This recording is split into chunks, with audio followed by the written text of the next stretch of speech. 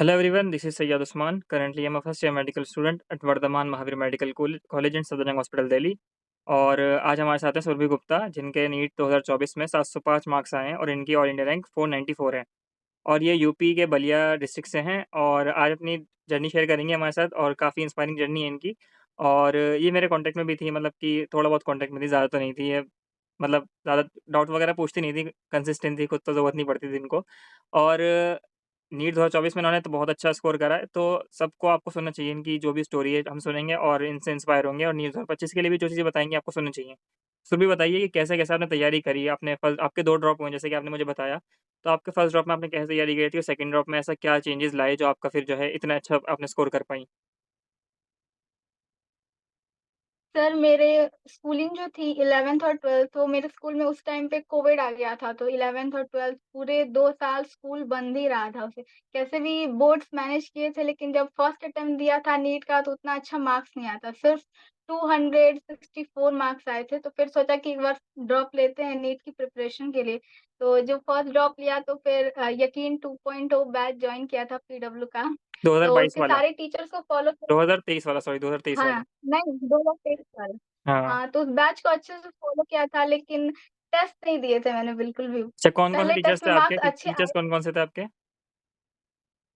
Physics के लिए MR sir को फ़ॉलो किया था, और केमिस्ट्री के लिए पंकज सर को, सुधांशु सर को एंड मोहित दादी सर को केमिस्ट्री में पूरे। एंड देन बायोलॉजी के लिए तो तरुण सर को, एंड जूलॉजी के लिए मनीष दुबे सर का बैच फ़ॉलो किया था। बेस्ट कॉम्बो होता है, बेस्ट कॉम्बो होता है ये पढ़ने के लिए। ठीक है, अच्छा तो फिर क्या-क्या करा आपने? मतलब कितने-कितने मार्क्स आ रहे थे आपके फर्स्ट ड्रॉप में टेस्ट वगैरह में? फर्स्ट ड्रॉप में जब फर्स्ट मंथ में मैंने सारे टेस्ट दिए थे, तो उसमें बहुत अच्छे मार्क्स आ रहे थे, 670 मार्क्स, 680 मार्क्स। लेकिन फिर जब जैसे-जैसे सिलेबस आगे बढ़ गया, तो रिवीजन की कमी की वजह से टेस्ट में मार्क्स थोड़े कम आने लगे। उतना ज़्यादा सिलेबस हो गया, फिर नोट्स बनाने में इतना ज़्यादा टाइम लगता था, लेक्चर और नोट्स में ही मेरा 1 ही साल बीत गया पूरा, अरे लेक्चर और यार! नोट्स बस बनाने की वजह से। तो आप नोट्स जो हाँ, बनाते थे वो क्लास नोट्स के साथ बनाते थे या फिर क्लास के बाद बनाते थे? क्लास के साथ ही बनाने की कोशिश करती थी, पर फिज़िक्स वग़ैरह में कुछ क्वेश्चन्स लिखने हैं, कुछ नोट करना है, तो छूट जाता था बीच-बीच में, क्लास के बीच अच्छा में। एक बात तो बताओ, फिर बच्चों को बाद बहुत में बहुत टेस्ट में सवाल रहता है ये कि सर जो है हमें पढ़ते-पढ़ते जो है क्लास स्टार्ट करते थे हम, तो शाम हो जाती है हमें। आपको कितना टाइम लगता था 6 3 क्लासेस डेली लेने में और उसके नोट्स बनाने में कितना टाइम लगता था? मैं क्लासेस तो सारी लाइव ही करती थी, तो जितने टाइम की क्लास होती थी, मैक्सिमम मुझे उतना ही टाइम लगता था। बस 1 आवर एक्स्ट्रा लग जाता था कभी-कभार, फिज़िक्स, केमिस्ट्री का कोई टॉपिक अगर मुझे हार्ड लग रहा है, तो 1 आवर मैक्सिमम ज़्यादा लग जाता था, वरना लाइव क्लासेस के साथ ही सब कुछ अटेंड करती थी मैं। तो आपको मैक्सिमम आपका नोट्स वग़ैरह 7 टू 8 बनाने में। आवर्स 7 टू 8 आवर्स मान लेते हैं। उसके बाद भी आपके पास हाँ, टाइम इतना बच ही जाता टाइम होगा ना, लगता सेल्फ था। स्टडीज़ वगैरह के लिए भी टाइम बच जाता होगा, 4 3 घंटे 4 घंटे तो बच जाते होंगे हाँ। डेली के? हाँ, तो उसमें नोट्स को रिवाइज़ करना, प्रैक्टिस करना, क्वेश्चन्स वग़ैरह फिज़िक्स के जो क्लास में हुए हैं, क्लास नोट्स में जो भी हैं, वो सारे करती थी। एंड देन एनसीईआरटी भी पढ़ना बायो के लिए बहुत ज़रूरी है, तो फिर उसको भी पढ़ना होता था। लेकिन टाइम के साथ सिलेबस इतना आगे हो गया कि मैच कर पाना पॉसिबल नहीं था, टेस्ट मेरे छूट गए थे सारे, इस अच्छा। फर्स्ट ड्रॉप में, जिसकी वज़ह से फर्स्ट ड्रॉप में मेरे बस 568 मार्क्स आए थे। अच्छा, आपके तो शुरू फिर में टेस्ट सोचा में कि 670 660 मार्क्स आए थे, लेकिन जो है नीट में आपके जो है कम मार्क्स आए, हैं? तो हाँ, इससे पता चलता है कि बहुत जैसे ज़्यादा ही हम स्टडी। स्टार्टिंग करते हैं जोश-जोश में, हमें एंडिंग भी अच्छी करनी चाहिए अपनी नीट की जर्नी की। ऐसा नहीं कि शुरू में पढ़ लिया तो हाँ, फिर एंड में नहीं पढ़ा तो हो जाएगा। एंड में सबसे ज़्यादा टाइम तो सबसे हाँ। क्रूशियल टाइम तो एंड का टाइम होता है। अगर उसमें सबसे अच्छे से पढ़ लोगे तो फिर दिक्कत नहीं होगी। अच्छा, फिर हाँ, आपने क्या लास्ट करा? के 3 मंथ्स बहुत। और फिर लास्ट के 3 मंथ्स बहुत ज़्यादा इम्पोर्टेंट होता है, मैंने उसमें कुछ ज़्यादा ध्यान से पढ़ा ही नहीं था एनसीईआरटी की लाइन, बहुत ज़्यादा सिली मिस्टेक हो गई थी मेरे ये पेपर में फर्स्ट ड्रॉप में, इसी की वजह से ज़्यादा मार्क्स कट गए थे। हाँ, एंड फिर असल में सोचा वो कि अब टेस्ट नहीं इतना दिया ना आपने, उस इतना टेस्ट का वो टेस्ट देते हैं आप तो वो सारी चीज़ें वापस हाँ, जाती है ना, वहाँ से कंसिस्टेंसी आती है, वहाँ से आपका टाइम मैनेजमेंट वहीं से सीखोगे आप, और आपकी जो सिली मिस्टेक्स होती हैं सारी वहीं से खत्म होती है ना। आप लास्ट टाइम पे आपने टेस्ट नहीं दिए थे तो फिर वो दिक्कत आ गई आपके साथ। चाहे आप आपने पूरा पढ़ा होगा, पूरे साल हाँ। आपको आती भी होंगी चीज़ें, लेकिन टेस्ट तब तक नहीं देते ना, तो हम वो सारी चीज़ें कुछ फ़ायदा देती नहीं है। हाँ, तो फिर सोचा कि अब इतना कर ही लिया है तो एक और ड्रॉप ले लेते हैं, क्या पता इसमें इस बार अच्छा से मार्क्स आ जाएँ। तो फिर सेकंड ड्रॉप लिया, तो फिर से यकीन 2.0 2024 वाला बैच लिया था।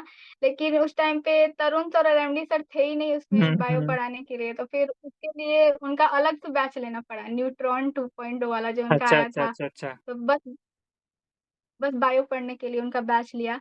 तो 2 बैच हो गए थे, तो इस बार मैंने जो गलती की थी कि टेस्ट नहीं दिए थे, तो इस बार मैंने डबल-डबल टेस्ट दिए थे, उस बैच के भी, फिर इस बैच के भी।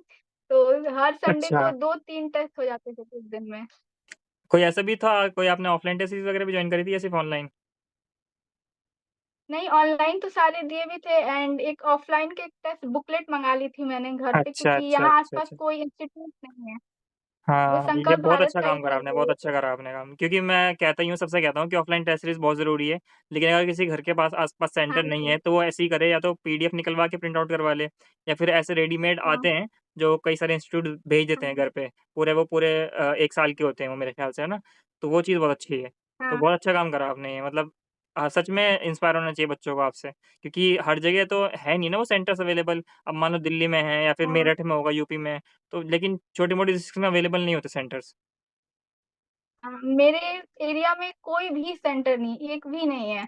जाने के लिए 3-4 घंटे लगते हैं वहाँ तक कोचिंग जाने में, सेंटर भी नहीं ट्रैवलिंग का होगा ही कोई? टाइम इतना नीट वगैरह ज़्यादा के लिए ऑफलाइन कोचिंग सेंटर भी नहीं होगा? है। कोई कोचिंग सेंटर नहीं है इस एरिया में। हुँ। इस वजह से पूरी प्रिपरेशन ऑनलाइन ही की है, टेस्ट पे बहुत ज़्यादा ध्यान दिया है, टेस्ट पे और एनसीईआरटी पे। अच्छा फिर कैसा-कैसा प्रोसीड करा आपने पूरे साल?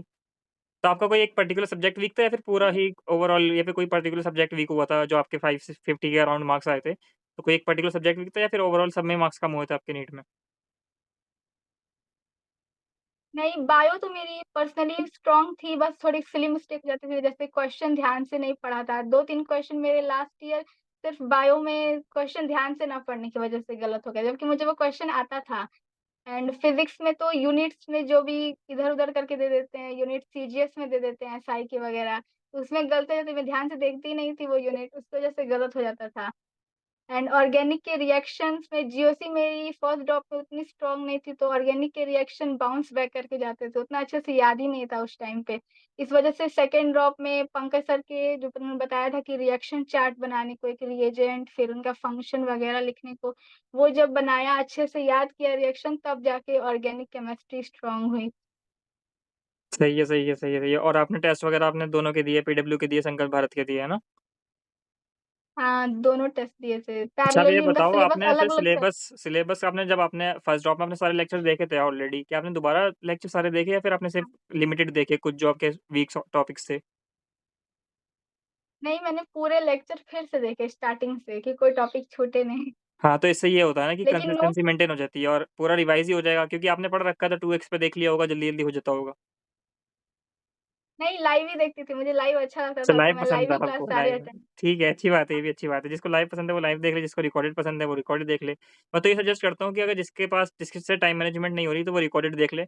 अगर टाइम मैनेज नहीं हो पा रहा तो रिकॉर्डेड हाँ, देखना बेटर रहता है, क्योंकि उससे टाइम बच जाता है, आप थोड़ा-सा स्पीड बढ़ा के देख लोगे, तो ये बात है। लेकिन अगर ऑफलाइन की फील लेनी है और बिल्कुल सामने बैठ के टीचर को देखना है तो लाइव ही ठीक है फिर तो ये बात।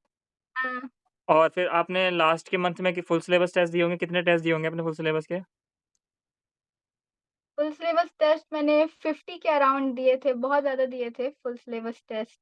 बहुत टेस्ट दिए हैं आपने, मतलब पूरे लास्ट साल में भी आपने जो है हर हफ्ते 2 टेस्ट दिए, फिर फुल सिलेबस टेस्ट भी दिया आपने। तो यार इससे पता है क्या चलता है, मैं तो लिटरली मैं इतना समझ पा रहा हूँ कि कोई भी शॉर्टकट है ही नहीं, आपको पूरी मेहनत करनी पड़ेगी हर चीज़ के लिए। अगर अच्छा स्कोर करना है तो आपको खूब बहुत सारे टेस्ट देने पड़ेंगे, सारी क्लासेस अच्छे से लेनी पड़ेंगी, टीचर को पूरी तरीके से फॉलो करना पड़ेगा। अच्छा क्वेश्चन प्रैक्टिस आपने कहाँ से करी? क्वेश्चन प्रैक्टिस के लिए तो क्लास नोट्स में जो क्वेश्चन कराते थे वो, फिर डीपीपीज़ मिलती हैं हर लेक्चर के बाद, फिर कुछ टीचर्स असाइनमेंट भी दे देते हैं अपना, तो वो भी हो जाता है वहाँ से। फिर टेस्ट में जो क्वेश्चन गलत हो गए हैं, फिर उन्हें भी लिखना होता है, तो वो उसी तरह बहुत ज़्यादा क्वेश्चन हो जाते हैं। तो फिर कोई बुक नहीं ली थी मैंने, कोई बुक ऐसे नहीं फिर यूज़ करी प्रैक्टिस आपने, कोई करने के लिए। किसी भी तरह का मॉड्यूल कुछ नहीं? नहीं, अरे यार बहुत नहीं, बढ़िया नहीं, बात है, कुछ नहीं। ये तो बिल्कुल एक्सेप्शन है ये तो, एक्सेप्शन है, लिटरली एक्सेप्शन है। क्योंकि मैं तो सबसे यही कहता हूँ कि मॉड्यूल सॉल्व करो आप। लेकिन आपने तो बिना मॉड्यूल सॉल्व करके ही सारा काम कर दिया, वो भी इतना अच्छा स्कोर करा आपने 705 बहुत सही, बहुत सही। लेकिन मैं मानता हूँ कि जैसे कि असाइनमेंट वगैरह देते हैं तो इससे अच्छा डीपीपी और असाइनमेंट को छोड़ के आप ये छोड़ के आप सिर्फ़ क्या करो किसी भी एक मॉड्यूल की कोई एक्सरसाइज़ कर लो, तो वो सारा काम वहीं पर ही हो जाता है, तो आपका ओवरऑल टाइम बच जाएगा उससे। ये होता है मतलब हाँ, मॉड्यूल्स में। मेरे पास था नहीं मॉड्यूल। मेरे हाँ। पास था नहीं मॉड्यूल, वजह से मैंने डीपीपी एंड असाइनमेंट का कॉम्बिनेशन मैंने बना के मेरे पास किया भी नहीं था। था, पता है? मैंने जो है पहली बार जब मॉड्यूल्स मँगाए थे, मैंने तैयारी करी थी, तो मैंने पीडब्ल्यू के मॉड्यूल्स मँगा लिए थे। लेकिन पीडब्ल्यू के मॉड्यूल्स अच्छे नहीं थे उस टाइम पे, अब का तो पता नहीं मुझे, लेकिन उस टाइम पे अच्छे नहीं थे वो। उसमें अच्छी खासी एरर्स थी और पीछे देखते तो आंसर गलत दे रखे होते थे और सॉल्यूशन भी ठीक से नहीं दे रखे होते थे। तो पीडब्ल्यू के मॉड्यूल्स मुझे बिल्कुल अच्छे नहीं लगे थे। अब मैंने एक बार ₹5000 खर्च कर दिए, ₹4000 खर्च कर दिए, अब दोबारा पैसे मैं खर्च कर नहीं सकता था मॉड्यूल्स के ऊपर। तो मैंने टेलीग्राम से एलन के मॉड्यूल्स निकाले थे, आकाश के मॉड्यूल्स निकाले थे, तो मैं पीडीएफ से सॉल्व करता था वो भी। तो ये भी ठीक है, जिनके पास मॉड्यूल्स नहीं है, जिनको जो अफ़ोर्ड नहीं कर सकते, तो ऑब्वियसली आप टेलीग्राम पे ढूँढो, सब कुछ मिलता है टेलीग्राम पे। हाँ। हाँ, तो बहुत अच्छा लगा आपकी बात सुन के। अब ये बताओ आप जो है कि एम्स ऋषिकेश आप जा रही हो, तो मतलब वो तो मैं बता रहा हूँ, बस बच्चों को बता रहा हूँ कि एम्स ऋषिकेश जा रही हैं। आपका कोई यूट्यूब चैनल है कि नहीं है? नहीं, अभी नहीं। आप बना सकते हो, मतलब बहुत अच्छा रहेगा, बच्चों को काफ़ी फ़ायदा होगा। अब ये बताओ कि नीट 2025 के लिए बच्चों को क्या-क्या करना चाहिए? या फिर कुछ ऐसी चीज़ें जो अवॉइड करनी चाहिए, बिल्कुल नहीं करनी चाहिए, आपने अपनी जर्नी में करी हों? और कोई ऐसी मिस्टेक जो आपको लगती है कि अवॉइड करनी ही चाहिए बिल्कुल? मैंने सबसे ज़्यादा मिस्टेक की थी कि मुझे लगता था कि लॉन्ग नोट्स बना लिए हैं, तो अब शॉर्ट नोट्स की क्या ज़रूरत है? शॉर्ट नोट्स में तो कुछ चीज़ें लिखते हैं, कुछ चीज़ें नहीं लिखते हैं। तो मैं फर्स्ट ड्रॉप में बस लॉन्ग नोट्स बनाई थी, शॉर्ट नोट्स किसी भी चैप्टर का नहीं बनाई थी। तो फिर सेकंड ड्रॉप में मैंने फिर सभी चैप्टर्स के फिज़िक्स, केमिस्ट्री वगैरह हर सब्जेक्ट के शॉर्ट नोट्स बनाए थे। तो कुछ बच्चों को भी लगता है कि शॉर्ट नोट बनाने से क्या फ़ायदा है? तो शॉर्ट नोट बनाना चाहिए, बहुत ज़रूरी है क्योंकि लास्ट टाइम पे इतना ज़्यादा सम सिलेबस हो जाता है कि उसको समेटना बहुत ज़्यादा मुश्किल हो जाता है। फिर पैनिक करने लगते हैं कि टेस्ट में मार्क्स कैसे आएँगे? तो शॉर्ट नोट्स बनाना भी बहुत ज़रूरी है। फिर मेरी एक प्रॉब्लम थी टाइम मैनेजमेंट जिसकी वज़ह से मैंने पूरे साल अपने सेकंड ड्रॉप में बहुत ज़्यादा टेस्ट दिए हैं। तो फिर एक ये प्रॉब्लम थी मेरी तो बहुत ज़्यादा टेस्ट देना ज़रूरी है क्योंकि ओएमआर पे जो कई बार मिस्टेक हो जाती है, बबलिंग वगैरह मिस्टेक हो जाती है, क्वेश्चन आते हुए भी गलत टिक हो जाता है कई बार। तो ये भी एक मिस्टेक है एंड देन मैंने अपने फर्स्ट ड्रॉप में बायो की एनसीईआरटी को उतना ध्यान से नहीं पढ़ा था क्योंकि कई बार स्टेटमेंट वाइज़ क्वेश्चन आ जाते हैं बायो की एनसीईआरटी से ही और नहीं पता रहता है तो वो गलत हो जाता है, अपने मन से कुछ भी लिख देते तो इस वजह से ठीक है, ठीक बायो है, की ठीक। एनसीईआरटी भी पढ़ना बहुत ज़रूरी है। ठीक है, मुझे बहुत सही जैसा आपने शॉर्ट नोट्स के बारे में कहा, तो शॉर्ट नोट्स बहुत ज़रूरी हैं। इवन पूरी ऑर्गेनिक तो मैंने शॉर्ट नोट से ही पढ़ी है और जैसे ये पीछे चार्ट लगा हुआ दिख रहा है आपको, अभी तो मैंने अपना एमबीबीएस का सिलेबस लगा रखा है। मैंने यहाँ पे अपने फिज़िक्स के शॉर्ट नोट्स लगा रखे थे। इधर भी और इधर भी फिज़िक्स के शॉर्ट नोट्स लगा रखे थे मैंने। अपने जो है इधर पूरा फिज़िक्स की फ़ॉर्मूला शीट लगा रखी थी मैंने इधर पूरी की पूरी और इवन इनऑर्गेनिक की जो रिएक्शंस होती हैं, वो भी मैंने लगा रखी थी, जो बिल्कुल रटने वाली होती है ना ऑर्गेनिक की रिएक्शंस, वो भी मैंने लगा रखी थी यहाँ पे। हाँ, क्योंकि वो चीज़ें जो है ना ऐसी हैं कि बार-बार आपको देखनी पड़ेंगी तभी याद होंगी। और इनऑर्गेनिक के कुछ एक्सेप्शंस वगैरह होते हैं, सारे मैंने लगा रखे थे यहाँ पे अपने। तो वो चीज़ें बहुत ज़रूरी हैं और इवन यार सबसे बड़ा जो कांसेप्ट है ना नीट का, वो यही है कि आपको चीज़ें याद रखनी है। जब तक आपको याद नहीं रहेंगी तो फिर कुछ हाँ, फ़ायदा नहीं है ना। आप पूरे हफ़्ते टेस्ट की तैयारी करो और लेकिन आपको फिर टेस्ट में कुछ याद ही नहीं आ रहा, तो कुछ फ़ायदा थोड़ी है। आपने तब हाँ, जो है आपने मान लो मंडे को फिज़िक्स पढ़ ली, ट्यूसडे को फिज़िक्स पढ़ ली, लेकिन आपको संडे को आपको टेस्ट देना है। आपको फ़ॉर्मूलाज़ याद नहीं आ रहा तो आप क्या कर लोगे फिर टेस्ट में बैठ के? तो वो चीज़ है कि आपको फ़ॉर्मूलाज़ हाँ, वगैरह अच्छे तरीके से रटने पड़ेंगे बार-बार और जो भी एक्सेप्शंस वगैरह उनको याद रखना पड़ेगा। ऑर्गेनिक की रिएक्शंस और जो रिएजेंट डाल के जो-जो बन रहा है, वो सब चीज़ें करनी पड़ेंगी। वो तो यार उसके लिए तो मेहनत करनी पड़ेगी।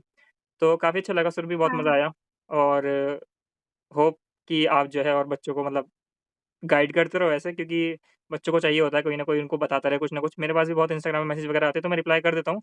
तो आप भी कहीं न कहीं थोड़ी बहुत हेल्प करते रहना सबकी, है ना? क्योंकि ज़रूरी है क्योंकि आपकी शायद किसी न किसी ने हेल्प करी होगी तो आप भी किसी की हेल्प करो तो अच्छा रहता है। ठीक है? हाँ। थैंक यू सो मच चलो। Thank you sir.